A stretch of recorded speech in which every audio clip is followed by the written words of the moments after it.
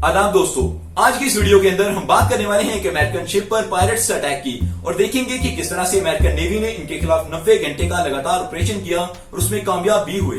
International Martin bureau की एक report के मुताबिक हर साल शिपिंग इंडस्ट्री को तकरीबन $16 अरब का नुकसान होता है। इसकी एक रीजन ट्रांसपोर्ट डिलेज को भी माना जाता है, लेकिन सबसे बड़ी वजह पायरेसी है। पायरेट्स अटैक के अंदर जिन शिप्स को निशाना बनाया जाता है उनके तमाम क्रू मेंबर को होस्टेज बना लिया जाता है, जिसके बाद लाखों डॉलर्स की डिमांड की जाती है कि वो लाखों डॉलर्स इनको दिए जाएं, क्योंकि उन शिप्स के अंदर करोड़ों डॉलर का सामान मौजूद होता है। इस वजह से इनको ये लाखों डॉलर देकर ये शिप्स वापस ले लिए जाते हैं और क्रू मेंबर को सेव किया जाता है। पायरेसी के लिए सबसे ज्यादा अटैक 3 जगह से देखने के लिए मिले हैं। सबसे पहली जगह सोमालियन सी है, दूसरे नंबर पर गोल्फन चैनल और तीसरे नंबर पर गल्फ ऑफ एडन शामिल हैं। गल्फ ऑफ एडन के अंदर सबसे ज्यादा अटैक्स देखने को मिले, क्योंकि जितना भी माल एशिया से यूरोप के अंदर जाना होता है वो इसी रास्ते से जाता है, इसीलिए यहाँ पर सबसे ज्यादा अटैक्स देखने को मिलते हैं। अप्रैल 2009 के अंदर एक अमेरिकन कंपनी मार्सेक अल्बामा की एक शिप थी जो कि कार्गो शिप थी, वो ओमान से केनिया जा रही थी। उस पर 1000 पायरेट्स ने अटैक कर दिया। आप ये सोचेंगे कि अभी तक पायरेट से बचने के लिए कुछ ऐसा इंतजाम इन शिप्स के अंदर नहीं किया गया कि जिसकी वजह से इनसे महफूज रहा जा सके और इनके नुकसान से बचा जा सके, लेकिन ऐसा बिल्कुल भी नहीं है। आमतौर पर 5 तरीके ऐसे हैं जो कि इन शिप्स के अंदर इस्तेमाल किया जाता है पायरेट अटैक से बचने के लिए और आर्मी को बुलाने के लिए, नेवी को बुलाने के लिए, जो कि आपकी मदद कर सके। इन तरीकों की अगर बात की जाए तो सबसे पहले नंबर पर जो तरीका आता है वो वाटर कैनन का है। वाटर कैनन एक ऐसा तरीका है कि जहां से पाइप निकलते हैं जो कि समुद्री पानी को शावर करते हैं इन बोट्स के ऊपर, जो कि पायरेट से अटैक करने के लिए इस्तेमाल कर रहे होते हैं। इनके पानी का प्रेशर काफी ज्यादा होता है। इनकी अगर पानी को देखा रहे तो 1350 गैलन 1 मिनट के अंदर ये पाइप पानी निकालते हैं और ये उनके ऊपर फेंकते हैं। इनके अगर प्रेशर की बात की जाए तो 715 PSI के प्रेशर के साथ ये पानी फेंक रहे होते हैं, जिसकी वजह से बोट्स उलट तक जाती हैं और इनको करीब आने से रोका जाता है। लेकिन फिर भी बहुत खतरा होता है कि ये आपके करीब आ जाएंगे और वो भी बहुत एडवांस टेक्निक को इस्तेमाल करते हैं और कुछ बड़ी अगर बोट्स ले आए तो फिर खतरा और बढ़ जाता है। दूसरे नंबर पर इस्तेमाल होने वाली तकनीक को रोटेटिंग व्हील कहा जाता है। इसके तरीके में ऐसा होता है कि बहुत करीब एक पंखा सा लगा होता है जो कि पानी शावर करता है और शिप के करीब जो बोट्स आ चुकी होती हैं उनको दूर रखता है और जो कुंडियां लगाकर, जो हुक्स लगाकर चढ़ना चाहते हैं शिप के ऊपर, उनको रोकता है कि आप यहाँ पर अटैक ना कर सकें और उनसे बचा जा सके। तीसरा तरीका पी ट्रैप्स का है। ये तमाम शिप्स के अंदर तो मौजूद नहीं होता, लेकिन जिनके अंदर मौजूद होता है उनके लिए काफी फायदेमंद रहता है और उनको नुकसान पहुंचने के खतरात बहुत कम होते हैं। ये एक ऐसा तरीका है कि शिप के अंदर से फ्रेम्स निकलते हैं जिनके अंदर स्टील वायर्स होती हैं। ये स्टील वायर्स इर्द गिर्द फैल जाती हैं और तमाम बोट्स की मोटर्स के अंदर चली जाती हैं। जब उनके पंखे स्टक हो जाते हैं तो वो चलना बंद हो जाती हैं और बोट्स उल्टना शुरू हो जाती हैं,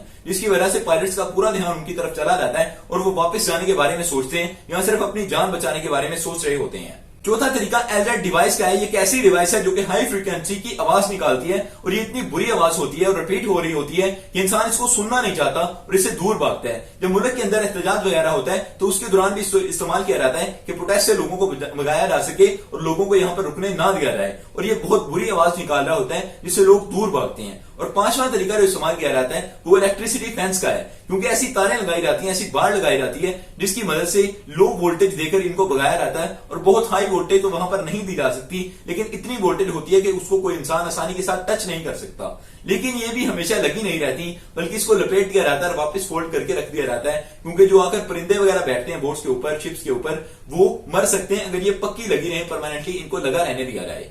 ये तो वो 5 तरीके थे जिनकी मदद से बचा जा सकता है पायरेट अटैक से। लेकिन हम जिस शिप की बात कर रहे हैं उसके अंदर कुछ ऐसी तकनीक शामिल नहीं थी। उसके अंदर सिर्फ और सिर्फ एक ही तरीका मौजूद था और वो वाटर कैनन का तरीका था, क्योंकि पिछले 200 साल से अमेरिकन शिप पर हमला ही नहीं हुआ था और किसी की हिम्मत नहीं हुई थी कि अमेरिकन शिप को निशाना बना सके। लेकिन इस दफा पायरेट्स बहुत सीरियस थे और 1000 पायरेट्स ने अटैक किया। लेकिन वाटर कैनन का तरीका ही इतना ज्यादा कामयाब है कि इसकी मदद से तमाम पायरेट्स को भगा दिया गया। लेकिन सिर्फ 2 पायरेट ऐसे थे जो कि इस शिप के अंदर दाखिल होने में कामयाब हुए।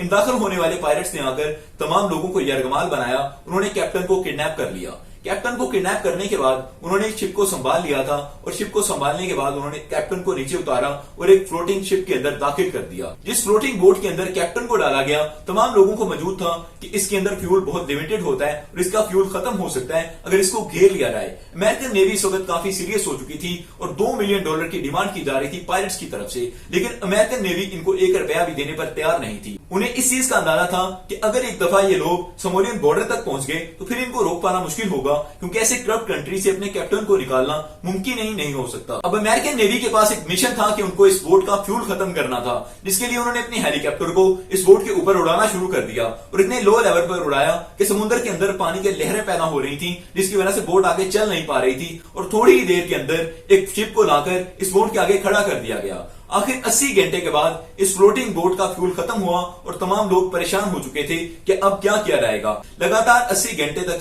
फ्लोटिंग बोट को रोका गया, जिसकी मदद से अब इनके पायलट्स निगोशिएशन के लिए राजी हो चुके थे। उन्होंने कहा कि हमें सेफ अपने बॉर्डर तक पहुंचने दिया जाए और हमें यहां से निकाला जाए, वरना हम कैप्टन फिलिप को मार देंगे। जब जूम करके देखा गया तो वो कैप्टन फिलिप को काफी पीट रहे थे और बोट के अंदर उसके साथ काफी बुरा सलूक किया जा रहा था। लेकिन अमेरिकन नेवी इस वक्त बहुत सीरियस हो चुकी थी।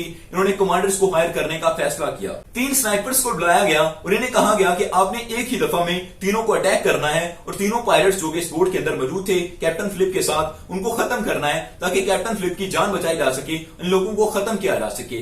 कई घंटे लगे इस मिशन को डिजाइन करने में और आखिरकार ये ऑपरेशन कामयाब हुआ और एक लम्हा ऐसा आया जब ये तीनों लोग सामने आ चुके थे और इनके साथ एकदम अटैक किया गया और इनको खत्म कर दिया गया। Subscribe the channel for more videos. Thank you all of you to be with us.